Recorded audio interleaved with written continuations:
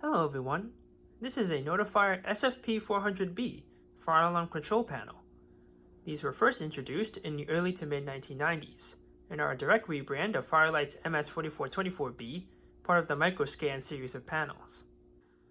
The SFP-400B is a microprocessor-based 4-zone conventional fire alarm control panel, and it adds a variety of new features compared to its solid-state predecessors, including alarm verification, signal silence inhibit, last event recall, and others. So let's jump right into this.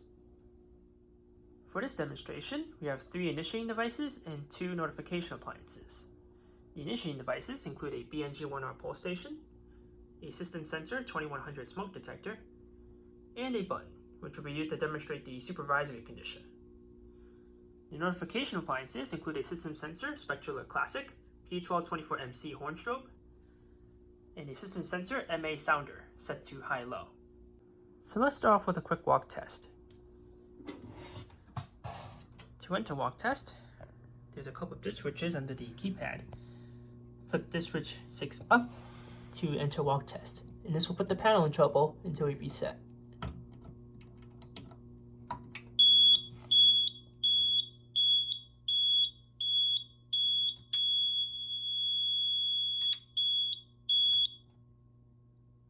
Now we are in walk test. Each time a device is alarmed, the signals will sound for just a few seconds. The pulse station and the smoke detector will activate the Spectral Classic, and the button will only activate the MA sounder.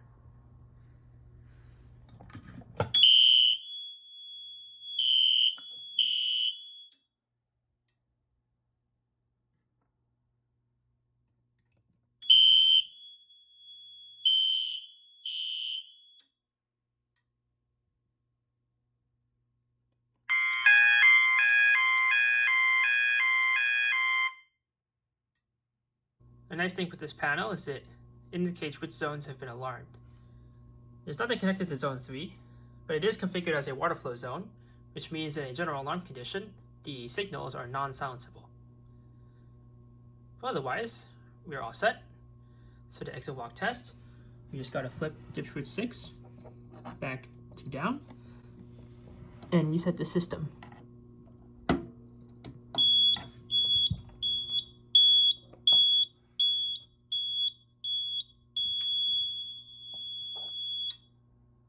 We're back to normal operating mode. This panel has alarm verification enabled. This feature is designed for 2-hour smoke detectors. So if one of these is an alarm, the panel will reset the alarm zone, and after a brief delay, it will wait for a second alarm from that zone. If no alarm occurs, then the system goes back to normal. But if the zone alarms again, then the system will activate in a general alarm condition.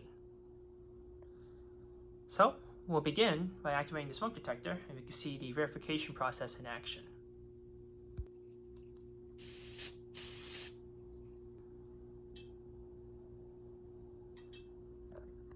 So zone 2's indicators are flashing rapidly to indicate that it's currently going through the verification process.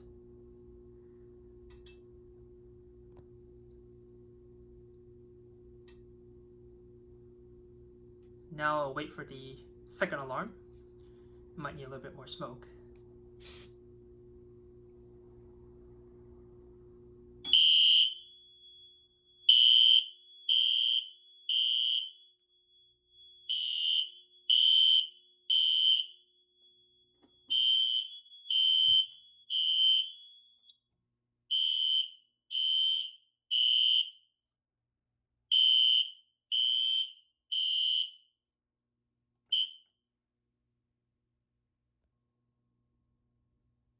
And we can alarm this too.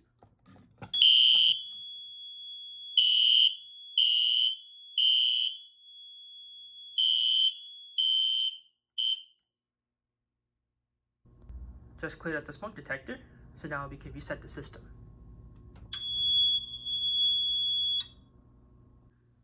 For most fire alarm panels, alarm verification can differentiate between a 2-hour smoke detector and everything else, like this pulse station. Therefore, if the device that alarmed is not a 2-hour smoke detector, then the panel will bypass the verification process.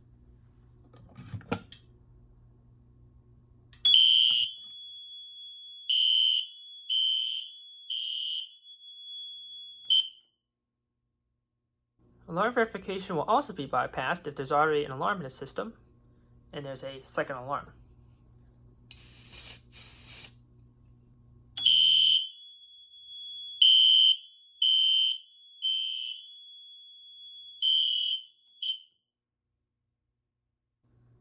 The general goal of alarm verification is to reduce the possibility of false alarms.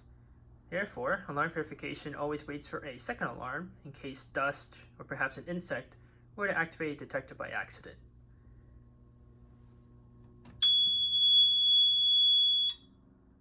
Now let's press the button. When pressed, it will indicate a supervisory condition on Zone 4 and sound the MA sounder.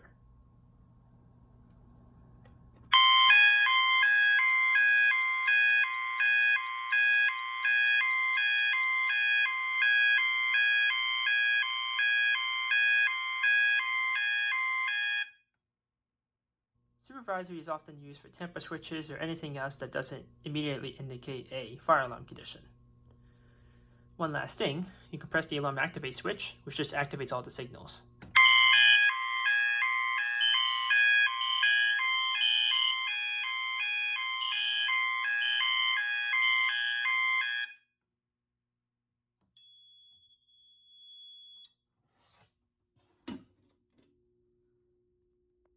And that's it.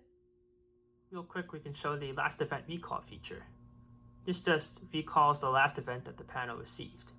To do this, you press and hold the tone sound switch, and then press system reset, alarm activate, and alarm silence. And it indicates the last event, which was the supervisory. Pretty neat feature for a panel like this. The SFP-400B is a compact panel featuring a single circuit board with a keypad and a transformer. On the left here is the AC input with the circuit breaker, battery connector. There's two LEDs down there, one's for battery trouble, the other is for a ground fault. The dip switches. And there's an LED here if the microprocessor fails. These 6 dip switches can be used to configure the system. Switch 1 enables alarm verification, as seen in the demo. Switch 2 makes Zone 3 a water flow zone, which is non-silenceable. Switch 3 makes Zone 4 a supervisory zone. Switch 4 enables signal silence inhibit for 60 seconds. This just disables the alarm silence switch, and this feature is used more in Canadian applications. Switch 5 disables the signal circuits, for instance for sound testing. And Switch 6 enables walk test, as shown before.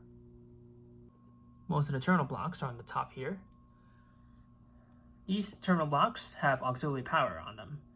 The left terminals are for unregulated power. This can be used for stuff like door holders. The center terminal block contains regulated resettable power for 4-wire smoke detectors. And the right terminal contains regulated non-resettable power, which can be used for a variety of components that rely on regulated power. Next are the 2 signal circuits. Now on this last terminal block, there's an alarm and trouble relays, along with the 4 initiating zones. As indicated in the model, the SFP-400B contains all Class B circuits. The regular A version, the SFP-400, is a bit larger and features Class A circuits. It also has 2 additional signal circuits, as well as a ring by zone feature, which is not available in the B version. Other than that, both versions are functionally the same. On the right side of the circuit board is the internal piezo and 2 slots for option modules. There are 3 different option modules, but only 2 can be installed on a single panel. These include a transmitter module, which features reverse polarity circuits, one for alarm, one for trouble, and one for a municipal box. There's an LED interface module for the RZA4X annunciator. And lastly, there's a zone relay module, which contains 6 relays, one per each of the 4 initiating zones, as well as a general alarm and general trouble relays. Each of these yellow jumpers can be cut to supervise any modules that are installed on the circuit board. There's also 2 jumpers behind the keypad here. These are used to configure which signal circuits sound for the supervisory condition. The red jumper is cut, which means signal circuit 2 will activate for supervisories, as indicated with the system sensor MA. But these can also be configured so that either both circuits sound for supervisory or no circuits sound for supervisory. There's also a replaceable jumper here, which can be set depending on whether or not a DACT alarm communicator is installed on the panel or not. In the DACT position, the panel will report everything except for AC fail. So that concludes this overview of the Notifier SFP-400B.